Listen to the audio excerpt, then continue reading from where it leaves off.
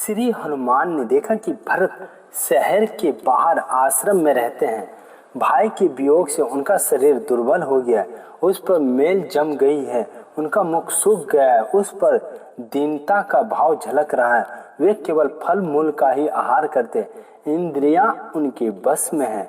वे मस्तक पर लंबी जटाओं का भार तथा शरीर पर वलकल और मर्ग चरम धारण किए धर्माचरण पूर्वक तपस्या कर रहे। उनका मन सब औरों से संयत और ध्यान में निमग्न है। उनका तेज ब्रह्म ऋषियों के समान है। वे श्री राम की चरण पादुकाओं की सेवा करते हुए पृथ्वी का शासन कर रहे हैं। हनुमान जी ने यह भी देखा कि भरत के प्रेम और व्यवहार से आकर्षित होकर कसाय वस्त्र धारण किए हुए मंत्री, पुरोहितों और सेना के प्रधान वीर भी उन्हीं के पास रहते हैं। वायुपुत्र हनुमान जी ने भरत जी को श्री राम के आगमन का समाचार सुनाया। हनुमान के मुख से भगवान के आने का समाचार सुनकर भरत जी हर्ष से विहल हो गए। उनके शरीर की शुद्धि नहीं रही। थोड़ी देर में स्वस्थ होने पर उन्होंने हनुमान को हृदय से लगा लिया और प्रेम सुराओं से भीगते हुए उनसे कहने लगे, मुझ पर दया करके आने वाले तुम कोई देवता हो या मनुष्य?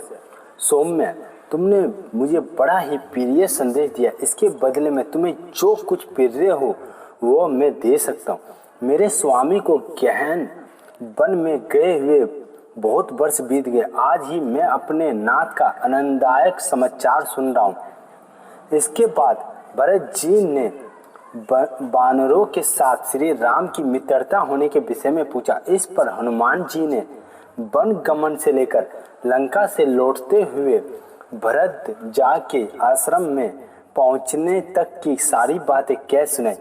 ये सब सुनकर भरत जी बड़े प्रसन्न हुए और पास ही खड़े हुए शत्रुघ्नों को नगर की सजावट करने और सबको श्री राम की आगवानी के लिए तैयार होने की सूचना देकर कहा। समाचार सुनते सारे नगर में हर्ष और प्रेम की बाढ़ आ गई। सभी भगवान के आगमन की प्रतीक्षा करने लगे। धर्मगा भरत जी ने श्री राम की पादुकाओं को सिर पर रखकर उन्हें सुंदर मालाओं से सुशोभित किया और उन पर स्वर्ण छर लगाकर स्वर्ण भूषित सफेद चंबड़ डोलाते हुए चले। थोड़ी दूर जाने पर जब उन्हें श्री रामचंद्र जी आते हुए दिखाई नहीं दिए तब वे प्रेम कुल होकर हनुमान जी से पूछने लगे, हनुमान क्या बात है? अभी तक रघुकुल भूषण आर्य श्री राम मुझे दिखाई नहीं दे रहे। इतने में श्री भरत जी ने विमान को आते हुए देखा और उस पर बैठे हुए श्री राम को भक्ति पूर्वक प्रणाम किया। फिर श्री राम की आज्ञा से वह विमान पृथ्वी पर उतरा। श्री भरत जी विमान के भीतर श्री राम को देखकर हर्ष से भर गए और पुनः उनके चरणों में गिर पड़े। श्री रामचंद्र जी ने बहुत दिनों के बाद दृष्टिगोचर हुई भाई भरत को उठा गोद में बिठाकर प्रेम और हर्ष पूर्वक हृदय से लगाया। इसके बाद भरत ने भाई लक्ष्मण से मिलकर सीता के चरणों में प्रणाम किया। तदनंतर धर्म क्या श्री भरत जी ने श्री राम के उन दोनों पादुकाओं को हाथ में लेकर श्री राम के चरणों में पहना दिया और हाथ जोड़कर कहा, ये धरोहर रूप में रखा हुआ आपका संपूर्ण राज्य मैंने आज आपको लौटा दिया। आज मेरा जन्म सफल हो गया और मेरे समस्त मनोरथ पूर्ण हो गया। जो मैं अयोध्या में लौटकर आए हुए आपको देख रहा हूँ। इस प्रकार कहते हुए भरत प्रेमी भरत को देखकर राक्षस राज विभीषण ने और सुग्रीववादी वानरों की आंखों से आंसुओं की धारा बह चली।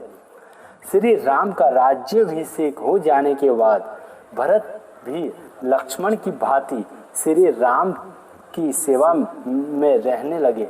कुछ दिन बाद श्री राम ने भरत के मामा का समाचार पाकर गंधौपुर विजय करने के लिए भरत को भेजा।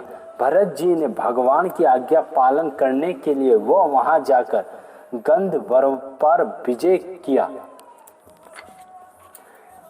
पुनः भगवान के आज्ञा अनुसार वहां के राज्य पर अपने पुत्रों का अभिषेक करके वे शीघ्र ही भगवान के पास लौट आए और उनसे सब बातें कह दी। पूरी बातें सुन लेने पर श्री राम ने भरत की प्रशंसा की और बहुत प्रसन्न हुए।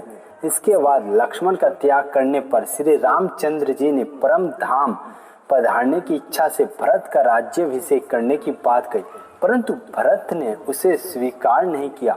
वे इस तरह की बात सुनते ही अचेत हो गए और चेत होने पर राज्य की निंदा करते हुए बोले, राजन, मैं निश्चय पूर्वक सत्य और स्वर्ग की शपथ करके कहता हूँ कि मैं आपसे अलग रहकर राज्य भी नहीं चाहता।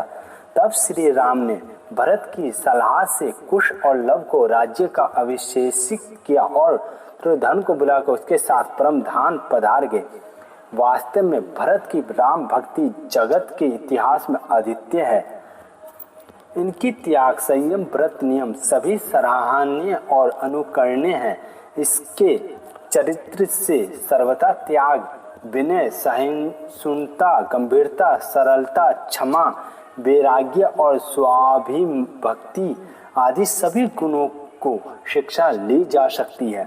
भक्ति सहित निष्काम भाव से गृहस्थ में रहते हुए प्रजा पालन करने का ऐसा सुंदर उदाहरण अन्यत्र मिलना बहुत ही कठिन है।